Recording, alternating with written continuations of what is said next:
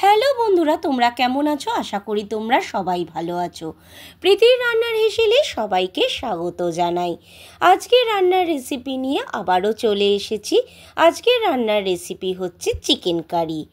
কম সময় ঘরোয়া উপকরণ দিয়ে কিভাবে আমি চিকেন কারির রেসিপিটা তৈরি করলাম, সেই রান্নার রেসিপিটাই তোমাদের সাথে আজকে শেয়ার করতে চলেছি।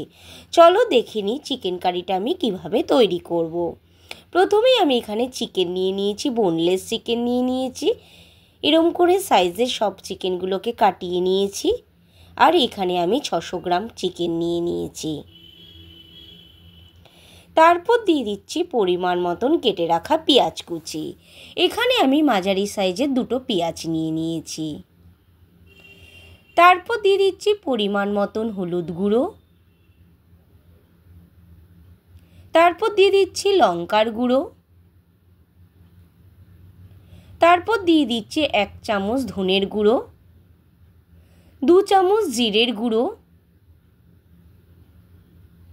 গোলমরিচের চামচ 1 চামচ গোলমরিচের গুঁড়ো। তারপর টক দই, ফেটিয়ে রাখা টক দই। তারপর দিয়ে দিচ্ছি পরিমাণ মতন সাদা তেল। দিয়ে ভালো করে কিন্তু আমি মাংসটাকে ম্যারিনেট করে নেব। এখানে আমি এখন নুন দিচ্ছি না, মাংসটা ম্যারিনেট করার পর আমি কিন্তু নুনটা দেবো।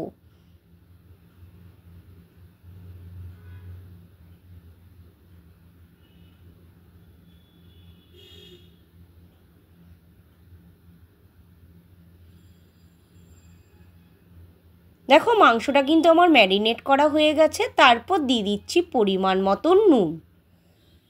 দিয়ে মাংসটা কিন্তু আবারও আমি মাখিয়ে নিচ্ছি ভালো করে।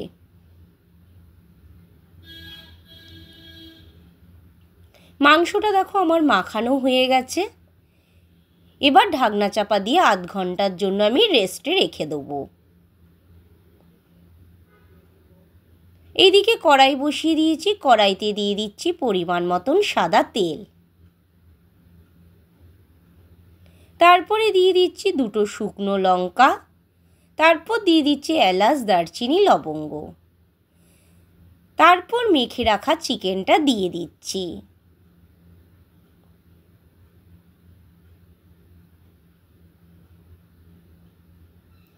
এটা রুটি, পরোটা, লুচি, ভাত সবার সাথেই কিন্তু ভালো লাগে খেতে। কম সময় রান্নাটা কিন্তু হয়ে যায়। এই চিকেনটা আমার 10 মিনিটের মধ্যেই কিন্তু আমার রান্নাটা হয়ে যাবে।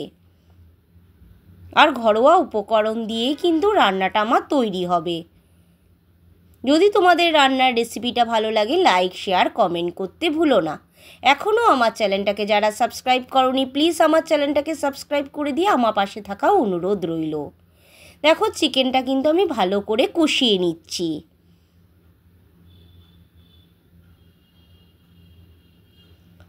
চিকেনটা আমার প্রায় কষানো হয়ে গেছে। তারপর দিয়ে দিচ্ছি কেটে রাখা টমেটো কুচি। তারপর দিয়ে দিচ্ছি পরিমাণ মতন আদা বাটা।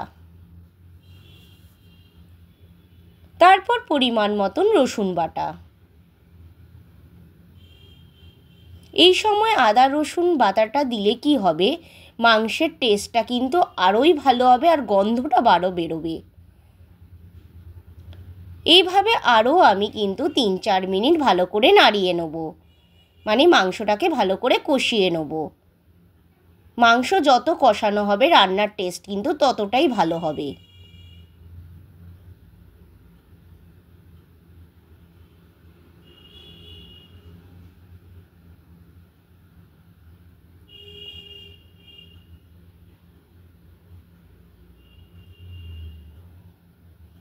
দেখো মাংসটাকে কিন্তু আমি ভালো করে কষিয়ে নিচ্ছি।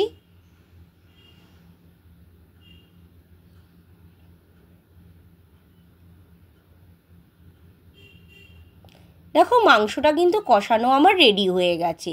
তারপর দিয়ে দিচ্ছি পরিমাণ মতন চিনি। চিনিটা দিয়ে ভালো করে আবারও নাড়িয়ে নিচ্ছি। এদিকে কিন্তু মাংসটা আমার 80% হয়ে গেছে রান্না। তারপর দিয়ে দিচ্ছি বাটি ধোয়া জলটা। এখানে আমি 1/2 কাপ জল দিয়েছি। দিয়ে ভালো করে আবারও নাড়িয়ে নিচ্ছি।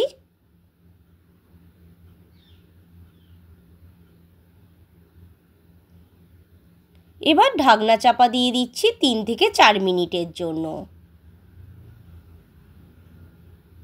4 মিনিট পর ফিরে আসলাম, ঢাকনাটা তুলে নিচ্ছি। দেখো মাংসের কারিটা কিন্তু আমার পুরো রেডি হয়ে গেছে, আর কালারটাও কত ভালো এসেছে।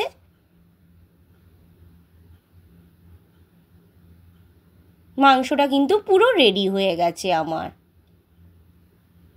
আশা করি তোমাদের রান্নার রেসিপিটা সবারই ভালো লাগবে। এবার রান্নার গ্যাসের ওভেনটা আমি অফ করে দিচ্ছি, দিয়ে একটা বোল সেটে আমি ঢেলে নিচ্ছি। আশা করি রান্নার রেসিপিটা তোমাদের ভালো লেগেছে। যদি রান্নার রেসিপিটা ভালো লাগে চ্যানেলটাকে সাবস্ক্রাইব করে দিও প্লিজ, আর পাশে থাকার অনুরোধ রইল। ভালো থেকো বন্ধুরা।